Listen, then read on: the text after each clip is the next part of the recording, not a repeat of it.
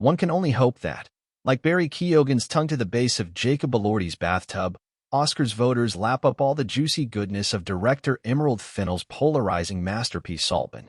Reality, however, suggests that Academy members might, like some audiences, be too repulsed to push beyond the more outwardly shocking sequences to see the complex social commentary the promising young woman visionary layered into her sophomore filmmaking effort.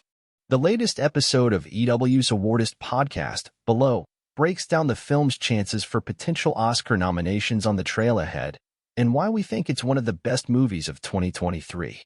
With or without a stamp of approval from the Academy. Many have criticized the film about a sinister Oxford student, Oliver Keoghan, who infiltrates the secluded bubble of a much wealthier family, Elordi, Rosamund Pike, Richard E. Grant, Alison Oliver, as a sort of fire alarm intended to warn the upper class about a working man's revolution. But that's the assumption when the analysis only goes skin deep, as Fennell's intent is largely to have the audience consider why they're watching the film's more salacious scenes about obsession and control, including the aforementioned bathtub scene, or a particularly bloody oral sex scene toward the middle of the movie, instead of recoiling at their mere presence. Under the surface, viewers, mostly all of whom will watch the film amid a society driven by, well, money, will find not a paranoia-stricken battle cry rallying up the rich, but rather a critical spear aimed directly at the cracks in the 1%'s armor, all set against the backdrop of the early aughts, at the height of capitalist celebrity culture, which isn't insignificant to the grand scheme of the film's intentions. Specifics about where the story goes are too good to spoil here, but the film has merits beyond its vital message.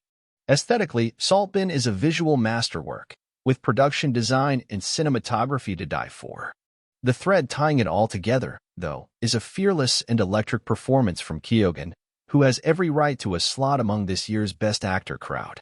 The film's marketing, in a generally crowded field filled with regulars such as Leonardo DiCaprio, Bradley Cooper, and more, however, throws Keoghan's trajectory into a bit of chaos. Typically, if an Oscar campaign builds around a leading man's portrayal of a queer character, the emphasis is, traditionally, on transformation. Keoghan and Elordi, however, have been essentially fawning over each other on social media for weeks, a wise, enticing move for the TikTok generation, but as a ploy to rope in older Oscar voters, that kind of plan might not do the trick. It certainly didn't work to get butts into seats as the film expanded to wide release, as the movie has made just over $4 million at the domestic box office to date.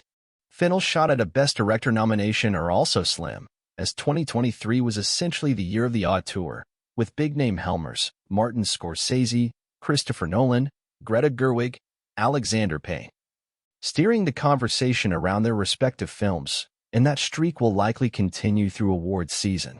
And then there's Pike. The Gone Girl nominee's camp chaos energy as the matriarch of the delusional, central clan is actressing bliss, but perhaps too small of a part to capture voters' attention, though the real standout among the supporting cast is Oliver, the 26-year-old Irish breakout who delivers the film's most searing and moving monologue near the story's climax. In the end, even if Saltburn doesn't pepper the Oscar nominations with its presence, Fennell has proven, once again, she's a filmmaker who can get people talking, whether it's about her craft, the themes she explores, or what it all means for the society built around it all.